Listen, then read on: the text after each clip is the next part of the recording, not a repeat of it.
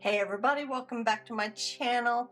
Today I am going to be showing you how to paint a watercolor rose. So let's get to it. Okay, the supplies I'm using is I'm going to be using my everyday palette. I'm going to be using quinacridone red, and I'm going to be using a variety of brushes because I'm going to do different size roses. I'm going to be using the Princeton Round Neptune number 10, Princeton Round Neptune number 4, Princeton Round Heritage number 12, and I might even try some with this 1/2-inch oval wash Princeton Neptune. It's kind of, or cat's tongue, if you can imagine. It's like a flat with a point on it. So my roses, I've been practicing. You know, sometimes they come out good, sometimes they don't. It seems like if I look at them, and I'll show you, I do a better job. So, and I just start out, and so I'm going to get some pigment on my brush. I'm going to start out with my number 10, and I'm going to go up here in the corner, and I'm going to start out just by what I see and not really paying too much attention to the marks I'm making. A lot of times you see, oh, two C curves interlocking, which it kind of is, but when I look in the center of a rose, I'm seeing a circle of this rose. Anyway, every rose will be different. So of this rose is, I see a little circle, and so I'm gonna maybe hold my brush up at a 90-degree angle so the pigment will flow off. And I've got quite a bit of pigment in there. It's a nice juicy brush. And then I see a V or C curve, V curve around it. And then I see kind of a shape kind of like this that just kind of comes around. And then again that comes around, and I'm not going to mess anymore with the center other than that. Now I'm going to rinse my brush, and I'm going to look where the places connect, and there'll be these little notches or spaces where I see I've picked up my brush and went on to the different stroke. So I'm going to start like in the middle of this petal, and I'm just going to press, pull, and go around in a wider shape. And then I'm going to go around to this side, and I'm going to go around to the middle of this next petal and push, pull, and go around and kind of bring it around and leave a little white space. So here I'm going to get some more water on my brush, and every time I'm dragging it against the edge of my water container to take off a little bit more pigment. So I'm going to come around here and press, pull, and turn. I didn't get that right. You can turn your paper, and I'm just looking at the way the rose goes, and every time I'm just going, okay, there's a petal there, and then there is a petal going around there, and it's kind of coming in a little bit, so I kind of made a little curve. And now I'm going to do the same thing there, and where that space is, I'm going to kind of move my brush in and around. And same thing here. I'm going to, and I might have to turn my paper if I'm going to get it right. I'm going to push that down, pull it in, and pull it around. Push, pull, and left. Push, pull, and left. So I'm going to set that down so I can support my paper a little bit. And push, pull, and left. And I'm thinking that's enough. I'm thinking that's enough for the rose. So I always tend to maybe stop before I've gone too far. I can always add some more. Now at the bottom of these, towards the center, I've just got some pigment on my brush, and I'm just pulling some pigment in there, and I'm going to stop and I'm going to let it be. Now we'll come back in a minute and we'll see if it needs anything else. Let me put just a little bit more pigment in there. Okay, now I'm going to let it be. I can get carried away too. So let that be, and we'll come and soften any edges if we need to. Okay, so here is the first watercolor rose I did from this particular rose. And it's not exact, but I'm fine with it. So I'm gonna leave it.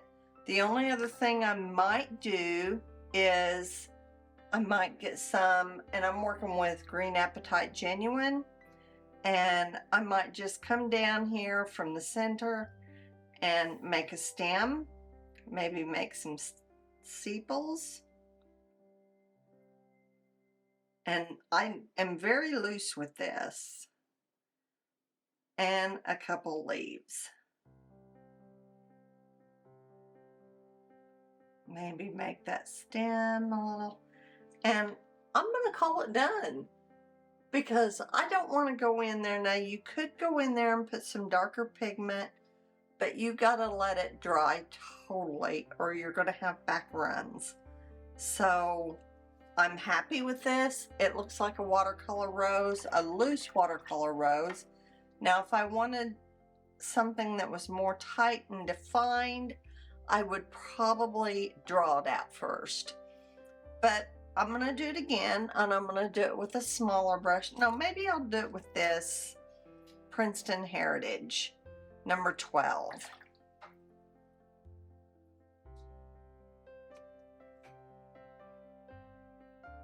Okay, and because of the size of the brush, it's going to turn out different. And this is also different bristles. It's like a pseudo sable. So I'm going to get some more pigment. I'm going to do it with the same color, and I'm going to do the same thing. I do better if I look at something rather than try to go from what I think a rose looks like.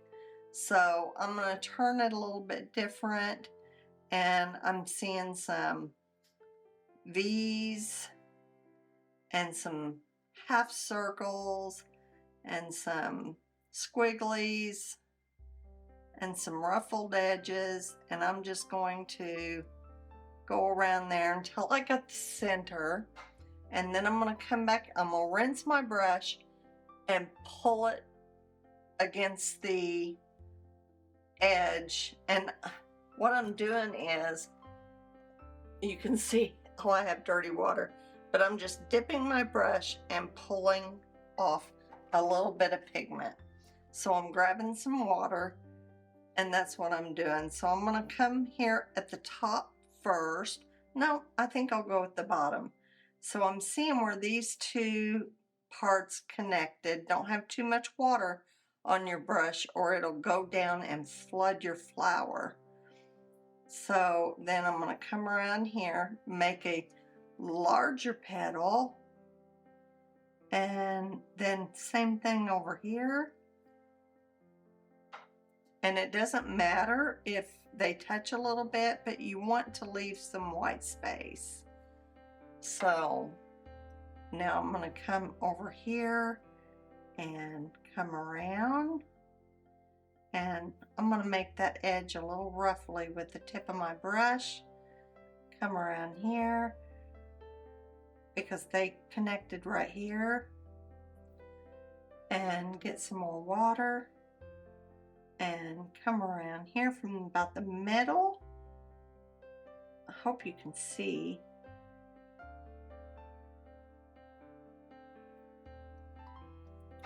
It's a little bit different, and that is bleeding into that, which is fine. And then there's that, and I'm going to do one more petal over here and maybe one down here. Because see, this one's kind of flopping down, so I'm going to do one right here, and I'm going to call it quits. That's the quits. So I'm going to take some pigment and I'm going to drop it in at the bottom section closest to the center of each petal.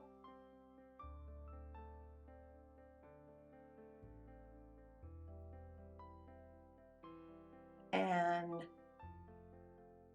you want to make it darkest towards the center. And I'm going to tap a little bit of extra pigment at the bottom of this, maybe at the bottom of this too.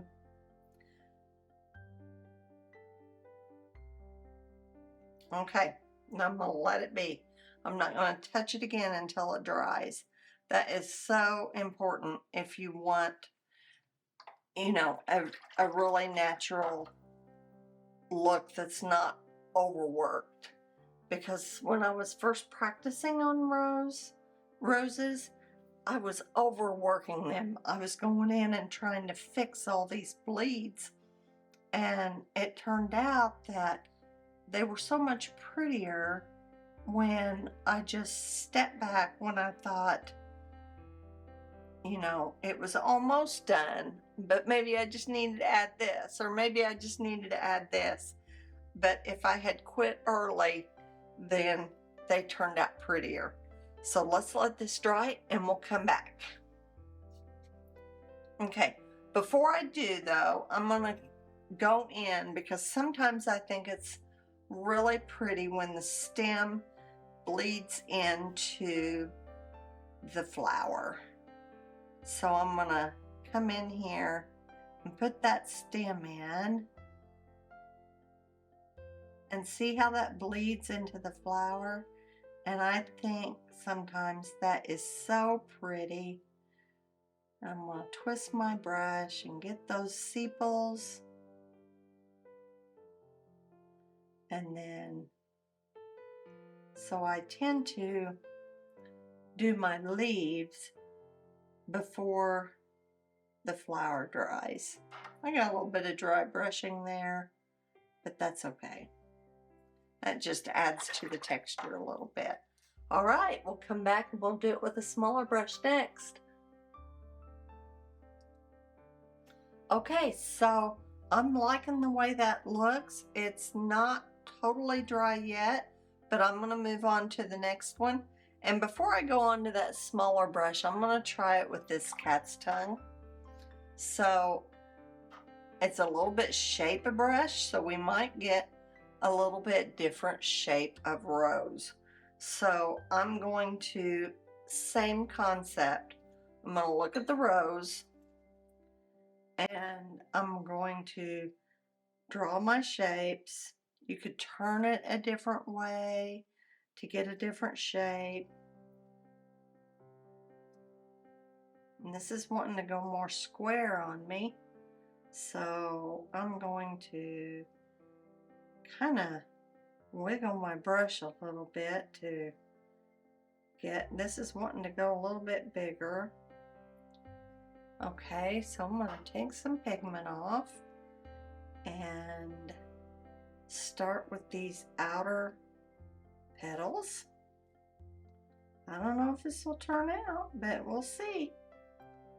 And go with this petal and this petal,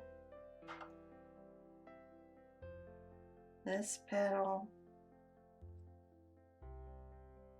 And I'm looking for the spaces so I can connect them. I'm going to go up here. And this one's not turning out as well as the others. I don't know. I'm going to kind of reshape a little bit with my brush. And then I'm going to come here and reshape this one. And I'm going to call it done, because I'm afraid I'm going to go too far with it. And I might be going too far right now. You're wanting that round shape.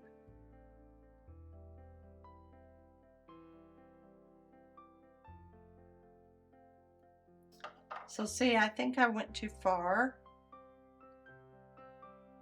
and I overworked it.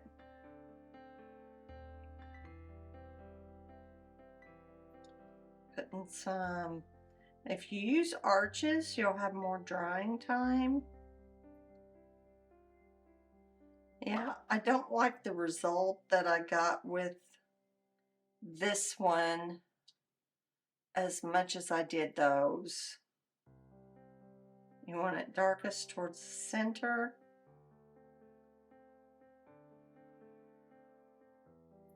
Okay, so now I'm going, I think I overworked this one.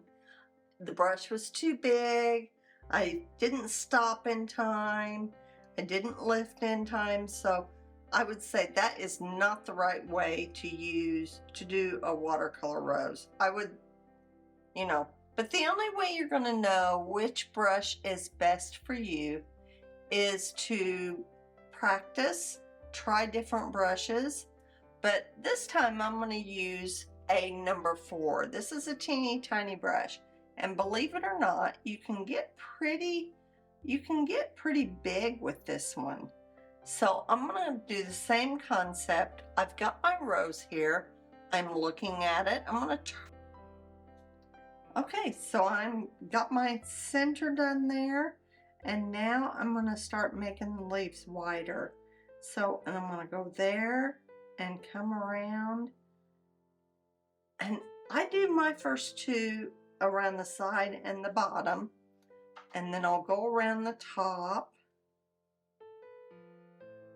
And I think it's just the way that I just practiced until they started looking right to me. And I'm going to make a little ruffle there. And I'm finding that the round is kind of the shape I need, and it's looking pretty good to me, so I'm going to stop. So there, I'm gonna stop, and let's put some more pigment in. Darker in the middle, and then at the bottom of those petals, I'm just going to lay some darker pigment in.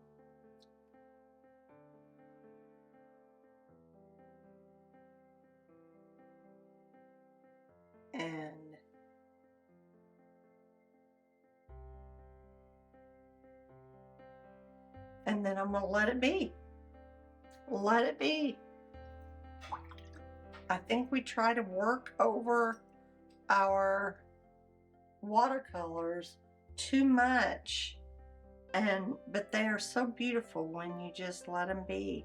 So I'm going to take and make a leaf, let it bleed a little bit, make some sepals real loosely, and a leaf, couple leaves. So yeah, practice, and I tell you, if you take a couple pieces of Arches paper or 100% watercolor paper and just practice and do a whole sheet of these, it will, oh shoot, I might have run that. Then I think it'll start coming to you. You will start seeing the rose. So get some paper, get a brush, and start in on practicing roses. Hope this tutorial helped you, and let me know in the comments below, and be sure and tag me on Instagram at Denise Smith Creative and let me see your roses. So I would love that. So talk to you later. Bye.